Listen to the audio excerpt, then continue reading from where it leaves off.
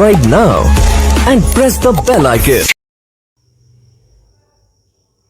Hello बच्चों, आज अपन बात करते हैं बेटा IUPAC के लेक्चर नंबर 8 की। तो लेक्चर 8 में अपन बेटा पढ़ेंगे कॉमन नेमिंग। कॉमन नेमिंग में बेटा इसको सबसे पहले कैटेगराइज करते हैं। पहला जो इसका कैटेगरी है वो है on the basis of source. जैसे आपका CH4 है, CH4 है ना बेटा, ये मार्सी एरिया होता है ना, दलदली क्षेत्र, वहाँ से ये प्राप्त होता है, इसीलिए इसको बोलते हैं मार्स गैस। सेकंड है आपका CH3COH। ये जो है ना बेटा, ये एसिटम या जिसको हिंदी में बोलते हैं विनेगर, वहाँ से ऑब्टेन होता है, इसीलिए इसको बोलते हैं एसिटिक एसिड। नेक्स्ट है आपका HCOOH, यानी कि इसको बोलते हैं फॉर्मिक एसिड, क्योंकि ये फॉर्मिका नाम की रेड चींटी होती है, उससे मिलता है। नेक्स्ट है आपका CH3OH, इसको बोलते हैं वुड स्प्रिंट, क्योंकि ये बेटा जो वुड के डिस्टिलेशन से इसका फॉर्मेशन होता है। आई बात समझ में? यानी कि जो मैंने अभी जितने भी नाम बोले हैं वो उसके सोर्स के बेसिस पर, यानी कि कौन से सोर्स से ये ऑब्टेन हो रहे हैं उस बेस पर दिए गए हैं। आई बात समझ में? अगला जो कॉमन नेमिंग का बेस है वो पढ़ते हैं बेटा डिस्कवर के आधार पर। जैसे आपका RMGX हो गए, इसको बोलते हैं गिरगनाट रिएजेंट, क्योंकि इसको गिरगनाट नाम के साइंटिस्ट ने डिस्कवर किया था। जैसे R2CuLi हो गया, इसको बोलते हैं गिलमान रिएजेंट, क्योंकि इसको गिलमान नाम के साइंटिस्ट ने डिस्कवर किया था। अब जो कॉमन नेमिंग का अगला क्लासिफिकेशन है वो on the basis of nature, यानी कि कोई भी जो कंपाउंड है उसका नेचर कैसा है, वो स्वीट है या और भी उसका अलग तरह का नेचर है, उसके बेसिस पे अपन इसको नाम देते हैं। जैसे CH2OH ये वाला है ना बेटा नाम, इसको बोलते हैं ग्लाइकॉल। इसको ग्लाइकॉल क्यों बोलते हैं? क्योंकि ये बेटा स्वीट होता है नेचर में, टेस्ट में कैसा होता है, स्वीट होता है, और स्वीट को बोला जाता है ग्लाइकस, वहीं से इसका नाम पड़ा है ग्लाइकॉल। नेक्स्ट जो ये कंपाउंड दिया गया है बेटा, इसको बोलते हैं ग्लिसरॉल। इसी को भी नेचर के नाम पर ही इसका नाम ग्लिसरॉल रखा गया है। आई बात समझ में? नेक्स्ट अपन देखते हैं बेटा on the basis of structure. जैसे हाइड्रोकार्बन एंड इट्स डेरिवेटिव जितने भी है बेटा, उनका जो नाम दिया जाता है वो स्ट्रक्चर के बेस पर दिया जाता है। क्लियर हो आप लोगों को? तो कॉमन नेमिंग के ये जो 4 क्लासिफिकेशन है ये आपको थोड़ा सा याद रखना है।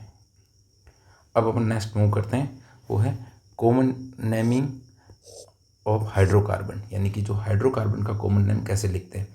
तो सबसे पहले बेटा आपको प्रीफिक्स लिखना है नाम में। प्रीफिक्स मतलब होता है उसको जो बीच का जो मेन या रूट नेम होता है उससे पहले लिखना। प्री का मतलब पहले, उसके बाद लिखना है आपको वर्ड रूट, जो मेन रूट नाम होता है वो, और जो अंत में सबसे जो लास्ट में लिखना है वो है सफिक्स। सफिक्स का मतलब लास्ट में, और प्रीफिक्स का मतलब प्री का मतलब पहले। भाई बात समझ में? अब कैसे लिखते हैं इसको अपन देखते हैं। तो सबसे पहले अपन कॉमन नेमिंग पढ़ते हैं बेटा एल्केन की। अब आपको ये छोटी चीज़ याद रखनी है कि नंबर ऑफ कार्बन 1 होता है तो उसको मैथ बोलते हैं, 2 होता है तो एथ बोलते हैं, 3 होता है तो प्रोप बोलते हैं। ऐसे ही ये चीज़ें आपको याद रखनी है। प्योरबेट जो 9 कार्बन तक है वो आपको याद रखनी है। अगर कार्बन 9 आता है तो उसको नॉन बोलते हैं। उसके बाद डेक अनडेक ये वाली चीज़ें भी याद रख लेना, अगर नहीं रखोगे तो भी ये काम चल जाएगा आप लोगों का। आई बात समझ में? सिर्फ एक बार रीड कर लेना आप लोग। अब है वो अपन नाम लिखना सीखते हैं बेटा। जैसे इसमें कार्बन कितना है? 1 है। 1 कार्बन के लिए क्या बेटा है? ये हाइड्रोकार्बन है। मुझे कैसे पता चला सर ये हाइड्रोकार्बन है? जो कंपाउंड हाइड्रोजन एंड कार्बन से मिलकर बना होता है उसको बोलते हैं हाइड्रोकार्बन। क्या बेटा इसमें सिर्फ हाइड्रोजन और कार्बन ही है? बिल्कुल, हाइड्रोजन और कार्बन ही है, तो इसीलिए इसको बोला जाता है हाइड्रोकार्बन। अब हाइड्रोकार्बन का नाम कैसे लिखते हैं? हाइड्रोकार्बन का नाम बेटा ये लिखते हैं। 1 कार्बन के लिए क्या यूज़ करते हैं? मैथ। तो देख ये 1 कार्बन है तो इसके लिए यूज़ किया मैथ। और एल्केन के लिए सफिक्स लगाते हैं एन। क्या लगाते हैं बेटा? एन। अब मुझे कैसे पता चला सर इसका एल्केन है? ये एल्केन है, एल्काइन नहीं है, क्योंकि इसके अंदर बेटा ओनली एंड ओनली आपका सिंगल बॉन्ड है, डबल बॉन्ड नहीं है। सर मुझे कैसे पता चला कि इसके अंदर डबल बॉन्ड है या सिंगल बॉन्ड है या बॉन्ड नहीं है? ये पता चलता है बेटा आपका DU से। जब आप इसका DU निकालोगे तो इसका DU बेटा सिंगल बॉन्ड का आएगा आपका। आई बात समझ में? तो इसीलिए इसको बोलते हैं मीथेन। या CH4 है तो कार्बन ने 4 वैलेंसी बना रखी है तो इसके कोई भी डबल बॉन्ड नहीं है। जैसे C2H6, C2H6 की बेटा आप स्ट्रक्चर बनाओगे तो वो ऐसी बनेगी CH3 अब इसके अंदर देख कार्बन कितने, 2 कार्बन है, 2 कार्बन के लिए क्या यूज़ करेंगे एथ, और एल्केन श्रेणी के लिए सफिक्स क्या लगाएंगे बेटा एन। आई बात समझ में। अब तीसरा एग्जाम्पल देख, 3 कार्बन है तो सिंपल सी बात है, पहले मैं 3 कार्बन बना लूँगा, बना लिए। उसके बाद हाइड्रोजन बैलेंस कर दें, 3 हाइड्रोजन इधर लगा दिए और 3 इधर लगा दिए, एक इधर लगा दिया और एक इधर लगा दिया। क्या ये हाइड्रोकार्बन है? बिल्कुल हाइड्रोकार्बन है। तो इसका नाम कैसे लिखेंगे 1 2 3, 3 कार्बन है तो इसके लिए याद क्या यूज़ करेंगे बेटा प्रोप। क्या यूज़ करेंगे प्रोप। अब एल्केन के लिए सफिक्स क्या लगाते हैं एन, तो नाम क्या बन गया बेटा प्रोपेन। बहुत सिंपल है, आई बात समझ में। अब देख 4 कार्बन है तो बेटा देख सबसे पहले तो 4 कार्बन की चेन बना 1 2 3 4। अब हाइड्रोजन को बैलेंस कर दे, यहाँ पर कितने आ गए 3 हाइड्रोजन आ गए बेटा, यहाँ पर भी कितने आ गए 3 आ गए, 3 और 3 6 हो गए। अब देख एक हाइड्रोजन इधर, एक इधर, एक इधर, एक इधर, तो इसका नाम क्या हो गया बेटा 4 कार्बन को क्या बोलते हैं ब्यूट बोलते हैं, तो इसका नाम हो गया ब्यूट। क्या इसके अंदर कोई डबल बॉन्ड है? बिल्कुल भी नहीं। तो ये एल्केन है, हाँ एल्केन है, तो इसके लिए आपका सफिक्स क्या लगेगा बेटा एन, तो नाम हो गया ब्यूटेन। आई बात समझ में। अब ये नॉर्मल चेन है, इसमें कोई ब्रांच नहीं है, नहीं है, तो आप किसी बुक में आपके इसका ऐसा भी लिखा मिलेगा एन ब्यूटेन, मतलब नॉर्मल ब्यूटेन। तो सर चैन वाला कैसे बनेगा? चैन वाला देख बेटा इसी का स्ट्रक्चर बनाते हैं अपन चैन वाला 1 2 3 और इसका यहाँ पर एक ब्रांच बना दिया। तो इसमें कार्बन कितने हैं? कार्बन तो वही बेटा 4 है। अब ये है क्या ब्यूटेन है, लेकिन अगर 1 2 3 सेकंड पोजीशन पर क्या आ रहा है एक कार्बन आ रहा है, तो इसका नाम दिया जाता है बेटा आइसोब्यूटेन। ये बात समझ में, ये बात आपको याद रखनी है। अगर सेकंड पोजीशन पर एक कार्बन आ जाए तो उसको बोला जाता है आइसोब्यूटेन। क्लियर हो आप लोगों को? ठीक है। अब नेक्स्ट एग्जांपल देखते हैं C5H12। तो सबसे पहले आप नॉर्मल बनाओ 1 2 3 4 5। हाइड्रोजन बैलेंस है, आप लोग करके देख लेना, ऑटोमेटिक बैलेंस हो जाएंगे, ठीक है ना, कोई प्रॉब्लम नहीं आएगी। तो 5 के लिए क्या यूज़ करते हैं बेटा पेंट। क्या इसके अंदर कोई डबल बॉन्ड है? बिल्कुल भी नहीं। तो कौन सी एल्केन सीरीज है? बिल्कुल एल्केन है, तो क्या लगाएंगे एन पेंटेन। क्या इसके अंदर कोई ब्रांच है क्या? बिल्कुल भी नहीं, तो एन पेंटेन। आई बात समझ में। तो सर आप ये बताओ ब्रांच वाला कैसा बनेगा? ब्रांच वाला देख बेटा 1 2 3 4, यहाँ पर एक कार्बन लगा दे, तो इसको क्या बोलेंगे बेटा, इसको 1 2 3 4।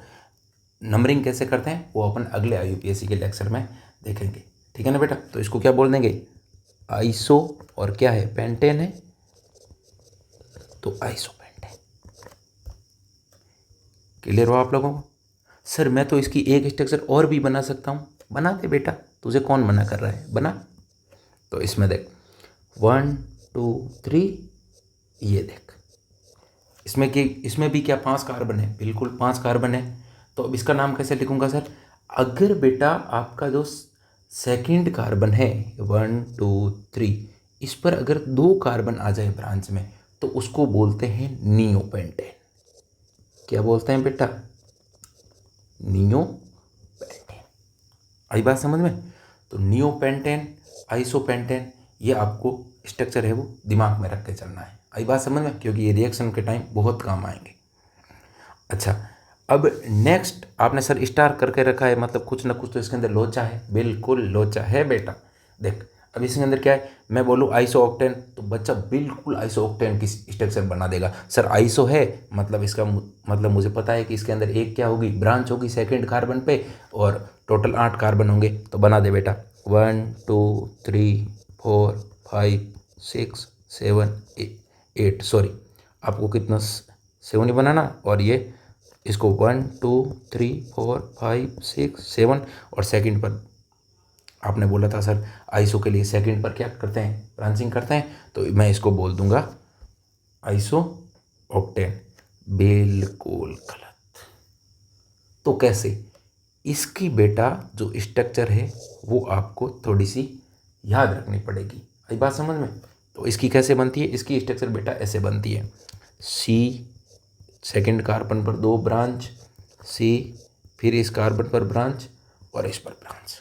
टोटल कार्बन देख लो, 1 2 3 4 5 6 7 8 हो गए ना। ये स्ट्रक्चर आपको याद रखनी है। क्लियर हो गया? MTR यानी कि मुझे तो रट लो।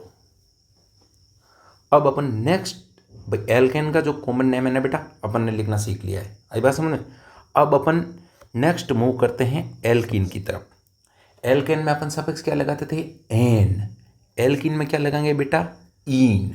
सफिक्स क्या लगाएंगे इसके अंदर?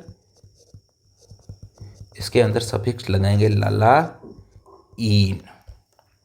आई बात समझ में? जैसे आपका देखो बेटा, इसके अंदर आप लोग C2H4, सर मुझे कैसे पता लगेगा कि ये एल्केन है कि एल्कीन है? वही बात है, तू DU निकाल, इसका तू DU निकालेगा बेटा तो तेरा पास DU आएगा 1। DU कैसे निकालना है मैं नेक्स्ट लेक्चर में बता चुका हूँ, आप लोग उसको देख लेना। तो आप DU निकालोगे तो 1 DU आएगा, मतलब इसके अंदर डबल बॉन्ड कितना होगा बेटा? 1। तो CH2 CH2। अब 2 कार्बन के लिए क्या क्या यूज़ करते हैं? एथ, तो ये हो गया एथ। अब क्या एल्कीन है तो इसके लिए यूज़ करते हैं ईन, तो इसका नाम हो जाएगा इथाइल। आई बात समझ में? अच्छा, ऐसे ही सर अगर 3 कार्बन हो गए तो सिंपल सी बात है, पहले इसका DU निकलेगा तो DU 1 आएगा। 1 DU है मतलब इसके अंदर बेटा डबल बॉन्ड कितना है? 1 है। तो देख ले 1 2 3, यहाँ पर तूने डबल बॉन्ड लगा दिया। सर मैं तो यहाँ लगाऊंगा, कहीं पर भी लगा दे, यहाँ लगा दे, तो भी बात तो सेम ही है ना बेटा। 3 कार्बन में सेम ही बात रहती है, तो कहीं पर भी लगा दे। तो इसमें 3 कार्बन के लिए क्या यूज करते हैं बेटा? प्रोप। आई बात समझ में? और कौन सा है? एल्कीन है तो ईन लीन लग जाएगा, यानी कि प्रोपाइलीन। आई बात समझ में? अच्छा, सबसे पहले आपको DU निकालना है। DU आपको ये बताएगा कि उसके अंदर डबल बॉन्ड है कि नहीं है। अगर डबल बॉन्ड नहीं है तो वो एल्केन होगा, अगर 1 डबल बॉन्ड है तो एल्कीन होगा, 2 डबल बॉन्ड है तो एल्काइन होगा। क्लियर हो आप लोगों को? उसके बाद अगर एल्केन है तो सफिक्स में आपको एन लगाना है, और एल्कीन है तो सफिक्स में आपको क्या लगाना है बेटा? ईन लगाना है। अब जैसे 4 कार्बन है तो 4 कार्बन को बेटा तू कैसे लिख सकता है? 1 2 3 4 ऐसे लिख सकता है। अब तू इसका DU निकालेगा तो DU 1 आएगा, मतलब इसके अंदर क्या है बेटा? 1 डबल बॉन्ड है। सर मैं इस डबल बॉन्ड को यहाँ करूँगा, यहाँ करेगा तो भी कोई दिक्कत नहीं है बेटा, सेम ही बात है। लेकिन सर मैं तो क्या है ना कि डबल बॉन्ड को अब यहाँ करूँगा। हाँ, यहाँ तू अगर डबल बॉन्ड को करेगा तो फिर कुछ ना कुछ अलग सोचना पड़ेगा। जैसे कैसे? नंबरिंग मैं आगे बताऊंगा आपको बेटा। डबल बॉन्ड को सबसे कम नंबर देना होता है, तो 1 2 3 4, 1 2 3 4। अब इसको क्या बोलेंगे बेटा? ये होता है ना, तो इसको अगर पहले कार्बन पर डबल बॉन्ड है ना तो इसको बोलते हैं अल्फा। अब 4 कार्बन है तो क्या बोलेंगे? ब्यूट। और एल्कीन सीरीज है तो अपन सफिक्स क्या लगाएंगे? ईन, तो ब्यूटाइलीन। आई बात समझ में? दूसरे कार्बन है पर आपका डबल बॉन्ड है तो इसको बोलेंगे बेटा अपन ब्यूटा ब्यूटाइलीन। आई बात समझ में? अच्छा सर तो अल्फा बीटा फिर तो गामा भी होगा? गामा नहीं होगा बेटा। कैसे? ऐसे, इधर आ देख, ये कार्बन ये कार्बन, आई बात समझ में? और ये कार्बन 3 हो गए, ब्यूट के अंदर कितने होते हैं? 4 होते हैं। क्या इसके अंदर डबल बॉन्ड हो गया? बिल्कुल हो गया। अब देख इसकी नंबरिंग कर, 1 2 3। क्या सेकंड पे ब्रांच आ रही है? बिल्कुल। सेकंड पे ब्रांच आते ही मैंने आप लोगों को क्या बोला है? आइसो यूज करना है कॉमन नेमिंग में। तो सबसे पहले मैं क्या यूज करूँगा? आइसो। 4 कार्बन है, डबल बॉन्ड है, एक एल्कीन सीरीज है, तो क्या बोलूँगा? ब्यूटाइलीन की आइसोब्यूटाइलीन। आइसोब्यूटाइलीन स्ट्रक्चर बहुत इंपॉर्टेंट है रिएक्शन के लिए, आपको ये याद रखनी है बेटा। आई बात समझ में? तो एल्कीन अपना क्या हो गया? क्लियर हो गया। अब अपन नेक्स्ट पढ़ते हैं कॉमन नेमिंग ऑफ एल्काइंस। आई बात समझ में। अब इसके लिए बेटा अपन जो सफिक्स यूज करते हैं वो करते हैं आइलीन्स, जैसे यहाँ पर लिखा हुआ है ना, ये वो यूज करते हैं। तो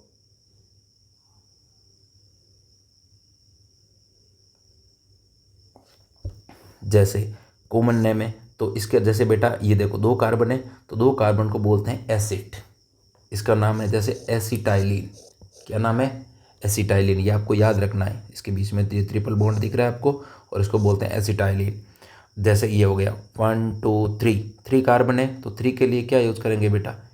इसका तो नाम आपको एसिटाइलिन होता है, ये बात आपको याद रखनी है। अब इससे आगे जो कार्बन आते हैं उनका आपको नाम लिखना है। जैसे ये तो क्या हो गया मेरा, पूरा एसिटाइलिन हो गया, और इस आगे वाले को मैं क्या बोलूँगा? मिथाइल बोलूँगा ना भाई। CH3 को क्या बोलता हूँ? मिथाइल बोलता हूँ ना लाला। तो ये हो गया मिथाइल एसिटाइलिन। अब इसमें भी देखो, पहले आपको एसिटाइलिन अलग कर लेना है। तो क्या बेटा ये तुझे एसिटाइलिन नज़र आया? बिल्कुल एसिटाइलिन नज़र आ गया। मिथाइल कितने? 2 है, तो डाई मिथाइल एसिटाइलिन। क्लियर हुआ आप लोगों को? अच्छा ठीक है। अब क्या एसिटाइलिन नज़र आ गया? बिल्कुल सर, मेरे को एसिटाइलिन नज़र आ गया। तो सबसे पहले तू बेटा क्या कर, एसिटाइलिन लिख दे। आई बात समझ में? तो मैं लिख देता हूँ एसिटाइलिन। ठीक है। अब एसिटाइलिन लिख दिया। सर यहाँ पर तो मिथाइल आ रहा है, यहाँ पर इथाइल आ रहा है, अब कैसे करोगे? तो इथाइल का बेटा पहले ई होता है, मिथाइल का क्या होता है? एम। अब यहाँ पर सबसे बड़ी इंपॉर्टेंट बात है कि तुझे ABCD आना चाहिए। ABCD में ई पहले आता है कि बेटा एम? ई पहले आता है, तो इसको बोलते हैं इथाइल मिथाइल एसिटिलीन। आई बात समझ में? सिंपल सी बात है, एल्काइन सीरीज में आपको एसिटिलीन कॉमन नाम में ये स्ट्रक्चर याद रखनी है।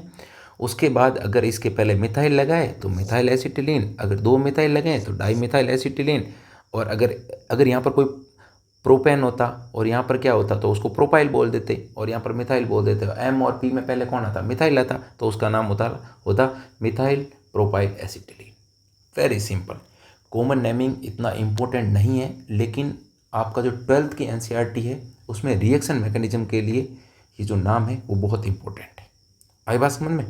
अच्छा, अब अपन देखते हैं बेटा nomenclature of hydrocarbon derivative. Hydrocarbon derivative में पहला केस लेते हैं अपन रेडिकल बेस। जैसे ये CH4 है, रेडिकल का मतलब होता है कि एक हाइड्रोजन हटाने के बाद उसकी क्या कंडीशन बनेगी, तो CH3 और एक वैलेंस इसकी फ्री हो जाएगी, तो इसको बोला जाता है मिथाइल। अब जैसे CH3 ये क्या है? इथेन है, तो इसमें एक रेडिकल तुम यहाँ से हटाओ चाहे यहाँ से हटाओ, सेम ही बात है। तो एक रेडिकल इसमें एक हाइड्रोजन फ्री कर दिया, मतलब एक रेडिकल बना दिया, तो इसको बोलते हैं इथाइल। आई बात समझ में? अब देखो इसमें है, अब इसमें तुम कौन से कार्बन पे, इस पे हटाओ चाहे इस पे हटाओ, ये तो सेम बात है, लेकिन बीच में से हटाओगे तो उसकी अलग बात हो जाएगी। तो सबसे पहले अपन साइड वाले से हटा कर देखते हैं। साइड वाले से हटाएंगे तो एक हाइड्रोजन फ्री हो जाएगा, तो इसको बोलते हैं एन प्रोपाइल।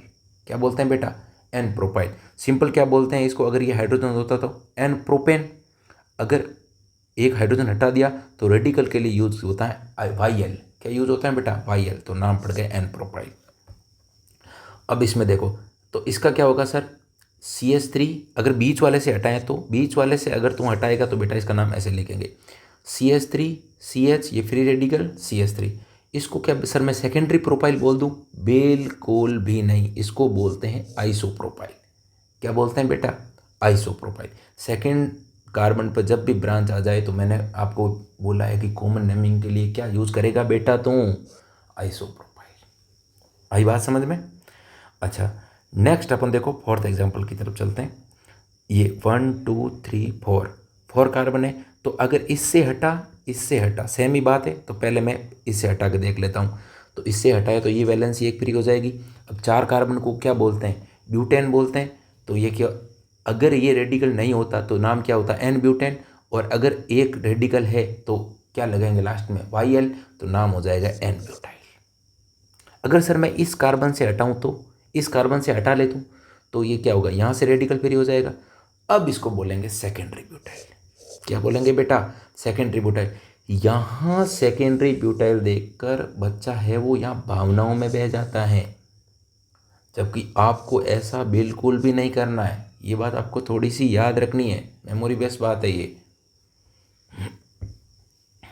अच्छा, अब अपन पांचवा एग्जाम्पल देखते हैं। अच्छा, पांचवा एग्जाम्पल में बेटा सबसे पहले आप इसका, अच्छा मुझे एल्केन सीरीज है, बिल्कुल है सर, मुझे कैसे पता चला एल्केन है? अबे तुझे यहाँ पर कहीं बेटा डबल बॉन्ड नज़र आ रहा है क्या? नहीं, तो डबल बॉन्ड नहीं है तो ये क्या है? एल्केन है। अब ये अगर इसका सिंपल नाम क्या होता? सिंपल नाम होता है इसका बेटा सेकंड कार्बन पे ब्रांच है। अब सेकंड कार्बन पे जब भी ब्रांच होती है तो मैं IUPAC में क्या यूज़ करता हूँ, सॉरी कॉमन नेमिंग में क्या यूज़ करता हूँ, कॉमन नेमिंग में यूज़ करता हूँ मैं आइसो, तो इसका नाम है आइसो ब्यूटेन।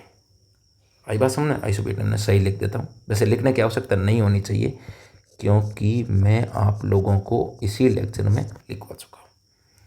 तो ये क्या हुआ, आइसोब्यूटेन। अब पहले अगर इस कार्बन से तू हाइड्रोजन हटाएगा तो पहले कार्बन से हटा रहा है तो इसका नाम हो जाएगा आइसोब्यूटाइल।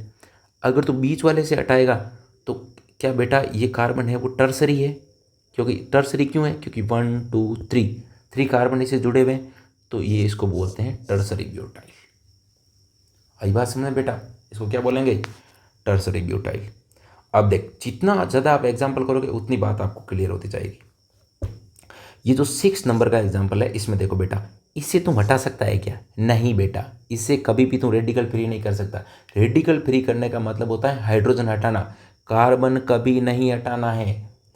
तो इससे तो तुम हटा ही नहीं सकता, तो या तो इससे हटा सकता है या इससे हटा सकता है या इससे और या इससे। अब किसी भी एक का हटा ले नाम सेम ही रहेगा। आई बात समझ में? तो मैं इस कार्बन से हटा देता हूँ तो इसका सिंपल नाम क्या है बेटा पूरे का? इसका नाम है नियोपेंटेन, मैं पहले करवा चुका हूँ।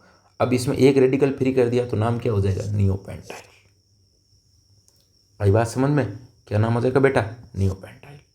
तो जो कॉमन नेमिंग है बेटा इसमें आपको टर्सरी टर्म कहाँ आता है, आइसो टर्म कहाँ आता है, नियो टर्म कहाँ आता है, ये आपको याद रखना है। क्योंकि जब आप GOC2 पढ़ेंगे ना बेटा तो सीधा वहाँ पर एग्जाम्पल पूछेंगे नियोपेंटाइल की रिएक्शन उस रिएजेंट के साथ करवा दी जाती है तो क्या बनता है।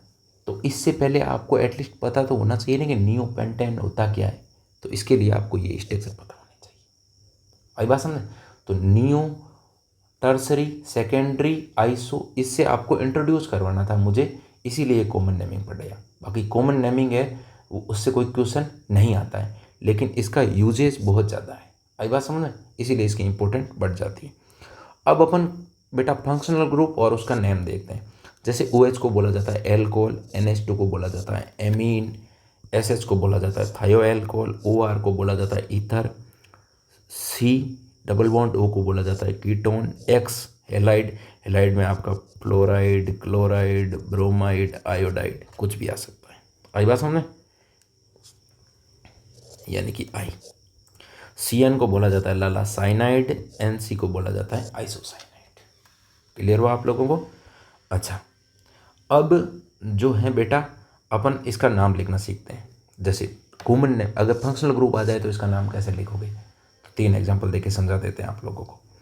जैसे अब आप देखो बेटा, सबसे पहले क्या 1 2 3 सेकेंड कार्बन पे ब्रांच आ रही है, बिल्कुल ब्रांच आ रही है। सेकेंड कार्बन पे ब्रांच आते ही कॉमन नेमिंग में मैंने कसम खा रखी है, मैं क्या यूज करूँगा बेटा, आइसो। अब 3 कार्बन है तो उसके लिए क्या यूज करूँगा, प्रोपाइल। आई बात समझ में? और क्लोराइड है यहाँ पर जुड़ा हुआ है तो क्लोराइड, आइसोप्रोपाइल क्लोराइड इसका नाम होगा। ये स्ट्रक्चर आपको दिमाग में रखनी है, 12th क्लास में बहुत ज़्यादा काम आएगी। अच्छा, अब देखो यहाँ पर अगर 1 ये 2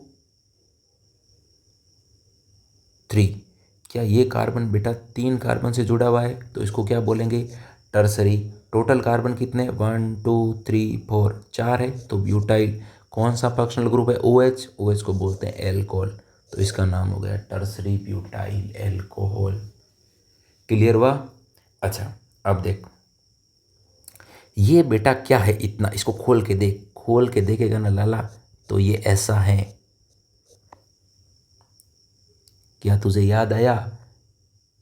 इसको क्या बोलते हैं, इसको बोलते हैं नियोपेंटेन। क्या बोलते हैं बेटा, नियोपेंटेन। अब नियोपेंटेन से यहाँ पर तूने एक रेडिकल फ्री कर दिया तो क्या हो गया, नियोपेंटाइल। अब यहाँ पर एमीन जोड़ दिया, ये एमीन फंक्शनल ग्रुप है ना, तो इसका नाम क्या हो गया बेटा, नियोपेंटाइल एमीन। आई बात समझ में? ठीक है, अब अपन देखते हैं बेटा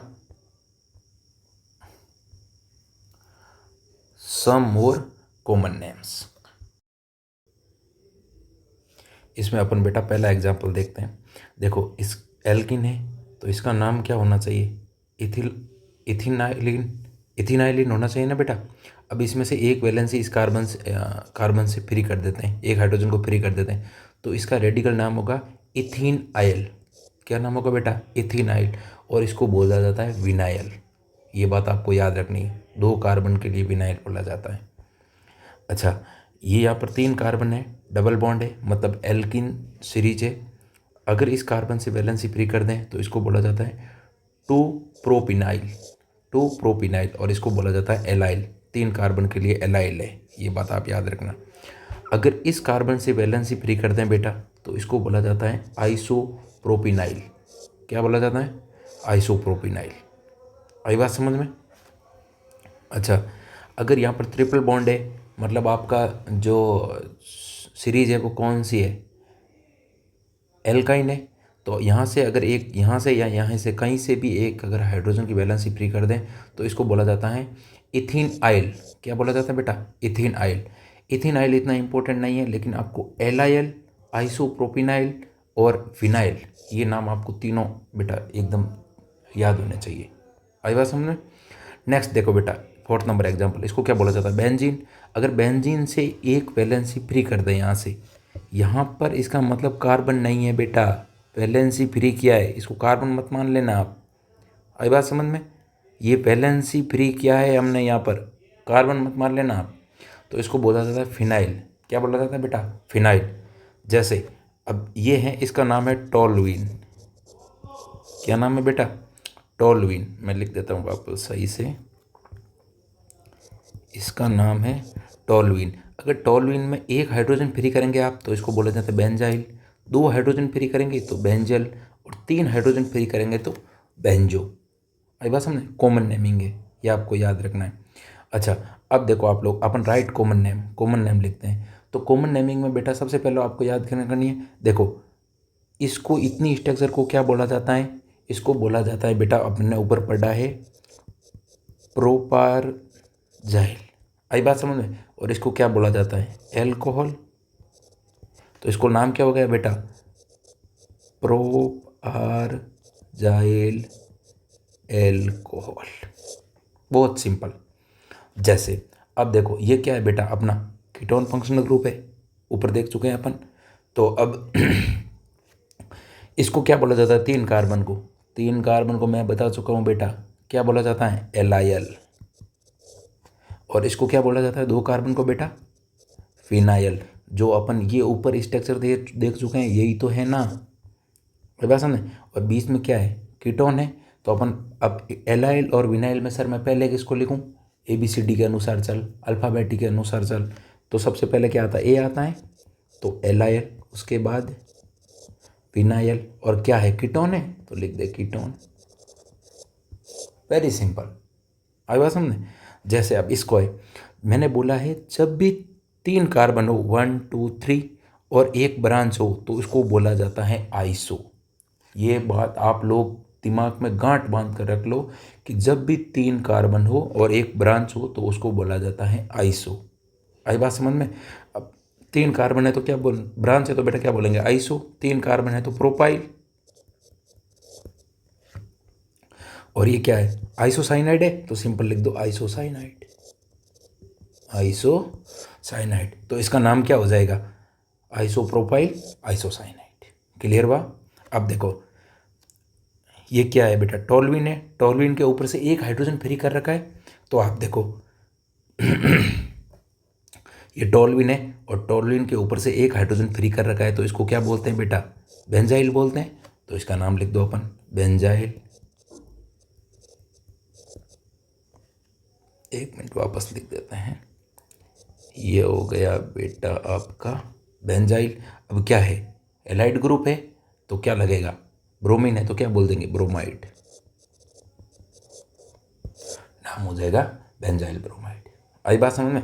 तो आपको कॉमन नेमिंग बेटा जो मैंने लेक्चर ये पूरा आपको सिखाया है, उसको आप अगर कहीं समझ में नहीं आ रहा है तो वीडियो को बैक करके देखें, और फिर कॉमन नेमिंग से रिलेटेड कहीं भी पूरी एनसीईआरटी में जो क्वेश्चन दे रखे हैं वो नाम आप लिखने की ट्राई करें।